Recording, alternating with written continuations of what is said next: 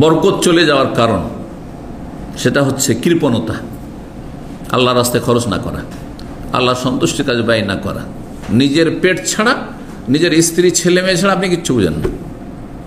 ভাই বোন অভাবে আছে, কষ্টে আছে, চিকিৎসা করাতে পারছে কি না, কি অবস্থায় আছে না, কোনো পরোয়া নেই। এমনকি বাপ মাকে, যে বাবা মা মানুষ না করলে ও মায়ের পেটে শেষ হয়ে যেত, দুনিয়াতে আসতে পারত না। একটা রাতের 1-8 ঘন্টা যদি বিছানা থেকে শীতকালে পৌষ মাঘ মাসে বাইরে রেখে দিত, বাস শেষ, সেখানে শেষ হয়ে যেত। আমার এক প্রতিবেশী পাশের বাড়ি ছিল, আমি তখন মদিনায় ছিলাম, লেখাপড়ার যুগ ছিল।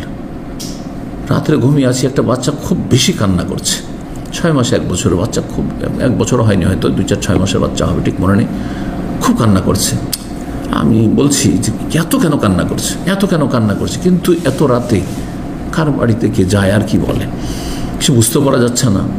ভাবছি হয়তো বাচ্চাটা কষ্টে আছে, কিছু অসুস্থ আছে।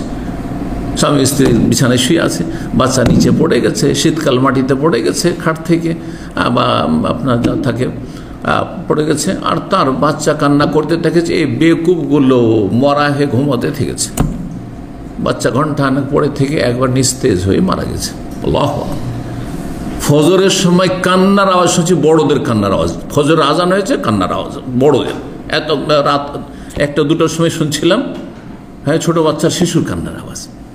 খবর পেলাম কি ব্যাপার, কান্না কেন করছে বাড়িতে? ও যে বাচ্চাটা খাট থেকে পড়ে গেছিল, আর ওরা ঘুমিয়ে থেকে গেছে, বাচ্চাটা ওঠায়নি, ছটপট করে তারপর ঠান্ডাতে মারা গেছে। শীতকাল ছিল। আল্লাহু আকবার। যে চিন্তা করুন, আর আজ বাপ মাকে মারছে মানুষ, বাপ মাকে খেতে দিচ্ছেন না মানুষ, না এগুলো মুসলিম, জন্মসূত্রে মুসলিম। আউযুবিল্লাহ, আউযুবিল্লাহ। এই জন্য আল্লাহর আযাব, আপোষে আল্লাহ লড়িয়ে দিয়েছেন। এসব আযাব কিসের কারণে? এসব আযাব এই জন্য যে মানব রচিত বিধান, মানব ব্যক্তি জীবনে মানব রচিত বিধান, মানে আপনি খেয়াল খুশি চলবেন। একজন মানুষের কোনো এখতিয়ার নাই খেয়াল খুশি চলবে। আমাকে আল্লাহ যেদিকে টানছেন সেদিকে যেতে হবে, রাসূলুল্লাহ সাল্লাল্লাহু আলাইহি ওয়াসাল্লাম যেদিকে টেনেছেন সেদিকে টান দিতে হবে, যেখানে থামতে বলেছেন থামতে হবে, যেখানে চলতে বলেছেন চলতে হবে, যেখানে করো বলেছেন করতে হবে, যখন থামো থামতে হবে। আল্লাহু আকবার। জি, আমাদের কাজ হচ্ছে শুধু আসসাম ওয়া আতা, শুনতে হবে, মানতে হবে, সামি'না ওয়া আতা'না। আমাদের কাজ হ্যাঁ যুক্তি দেখানো নয়। আল্লাহ কি বলেছেন, রাসূল কি বলেছেন, সামি'না ওয়া আতা'না গফরানাক, আল্লাহ শুনলাম মানলাম, আর এতে যদি ত্রুটি হয় তো আল্লাহ তুমি মাফ করো। দোয়া আল্লাহ শিখিয়েছেন। আল্লাহু আকবার। বখিলি, কৃপণতা, কৃপণতা মানুষের কি করে, জীবনের বরকতকে ধ্বংস করে। এই মর্মে সহিহ বুখারী মুসলিম প্রসিদ্ধ হাদিস রয়েছে। রাসূলুল্লাহ সাল্লাল্লাহু আলাইহি ওয়াসাল্লাম বলেন, মা মিন ইয়াউমিন ইউসবিহুল ইবাদু ফিহি, যে কোনো দিন যখন বান্দার সকাল হয়, এখন রাত, আমাদের প্রত্যেকের সকাল হবে যদি হায়াত থাকে, ঠিক না? যে কোনো দিন যখন সকাল হয়, ভোর হয়, ইল্লা মালাকান ইয়ানজিলানি, ভোরের বেলা 2 ফেরেশতা নেমে আসেন, 2জন ফেরেশতা নেমে আসেন। ইয়াকুল আহাদুহুমা, একজন ফেরেশতা বলে, আল্লাহ আতে মুনফিকান খালাফা, আল্লাহ আজকের দিনে যেই ব্যক্তি তোমার রাস্তায় তোমার সন্তুষ্টির জন্য খরচ করবে, সে দান সাদকা হোক, যাকাত দেওয়া হোক, বাপ মায়ের জন্য খরচ করা হোক, ভাই বোনের জন্য খরচ করা হোক, আত্মীয় স্বজনের জন্য খরচ করা হোক, গরিব দুঃখীর জন্য খরচ করা হোক, এতিম বিধবার জন্য খরচ করা হোক, আল্লাহর সন্তুষ্টির জন্য খরচ করবে। নিজে শুধু ভালো ভালো খাবে, আর প্রতি সপ্তাহে ছেলে মেয়ে নিয়ে গিয়ে রেস্টুরেন্টে বসবে, আর তারপর আড্ডা দেবে, আর কফি শপে বসবে, আর গিয়ে বিনোদন করবে। না না না, এই জন্য পয়দা করেনি। আপনাকে পয়দা করেছে আপনি মানুষের ফায়দা করে দেবেন, কিছু আপনার মাধ্যমে কিছু মানুষ লাভবান হোক। আপনি যেমন অন্যের মাধ্যমে লাভবান হয়েছেন বা হচ্ছেন, হয়তো কোনো ক্ষেত্রে আপনার মাধ্যমে অন্যর লাভবান হবে, এটা হওয়া উচিত। একজন মানুষ আরেকজন মানুষের পরিপূরক, কেউ পারফেক্ট না, কেউ পারফেক্ট না। আমি যদি আপনাকে ইলম বিতরণ করতে পারি, তো আল্লাহ আপনাকে পয়সা দিয়েছেন, আপনাকে পয়সা বিতরণ করতে হবে আল্লাহর রাস্তায় আপনাকে।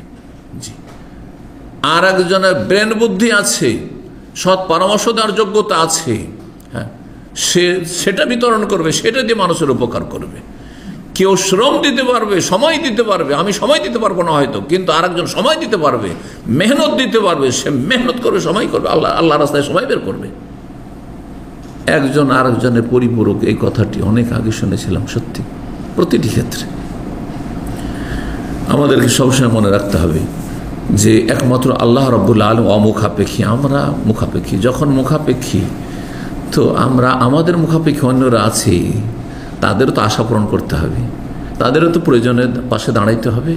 তাহলে তো আমার পাশে অন্য লোককে আল্লাহ নিয়োজিত করবেন, তখন আপনাকে চিন্তা করতে হবে না, রব বন্দোবস্ত করে দিবেন আপনার খেদমতের জন্য, হ্যাঁ, আপনার সাহায্যের জন্য, আপনার সহযোগিতার জন্য, আপনার পাশে দাঁড়ানোর জন্য। জি, বলছেন যে এক ফেরেশতা বলেন সকালবেলা, আল্লাহ আতে মুনফিকান খালাফা, হে আল্লাহ, যারা আল্লাহর রাস্তায় খরচ করে, আল্লাহ সন্তুষ্টির জন্য খরচ করে, তাকে উত্তম বিকল্প দান করো, মানে বরকত দান করো। যা খরচ করবে তার চাইতে বেশি দান করো, মানে বরকত। আপনি খরচ করলেন আর ওর চাইতে বেশি হয়ে গেল। এই জন্য যাকাত দিলে ধন সম্পদ কমে না। নবী সাল্লাল্লাহু আলাইহি ওয়াসাল্লাম সহিহ হাদিস, মা নাকাসাত সাদাকাতুন মিন মাল, কোন দান খায়রাত কোন ধন সম্পদ কমাতে পারে না, কোন সম্পদ কমে না। দান সাদকা করলেও পয়সা কমে না, আর যাকাত দিলেও কমে না, নফল হইলেও কমে না, আর ফরজ হইলেও কমে না, কোনোদিন কমবে না। কারণ আমি আল্লাহ সন্তুষ্টির জন্য দিয়েছেন, আল্লাহর হক আদায় করেছেন আপনি, মানুষের হক আদায় করেছেন আপনি। দ্বিতীয় ফেরেশতা কি বলে, ইয়াকুলুল আখার আল্লাহু আতে মুমসিকান তালাফা, আল্লাহ যে কৃপণ, মুমসিক মুষ্টি বেঁধে আছে, একটা পয়সা পকেট থেকে বের করবে, একটা পয়সা ব্যাংক থেকে বের করবে না, একটা পয়সা কারোর জন্য খরচ করবে না, নিজের জন্য শুধু শুধু নিজের পেটের চিন্তা। মুমসিক, যে ধন সম্পদকে নিজের কাছে কুক্ষিগত করে রাখে, কারো কাজে আসে না তার ধন সম্পদ, তাকে তালাফ মানে বরবাদ করে দাও, ধ্বংস করে দাও, তার ধন সম্পদকে ধ্বংস করে দাও। ওয়াতে মুমসিকান তালাফ, আল্লাহ আতে মুমসিকান তালাফা, আল্লাহ কৃপণের সর্বনাশ করে দাও, কৃপণের ধন সম্পদকে বরবাদ করে দাও, কৃপণের জীবনে বরকতকে নষ্ট করে দাও। আল্লাহ আকবার।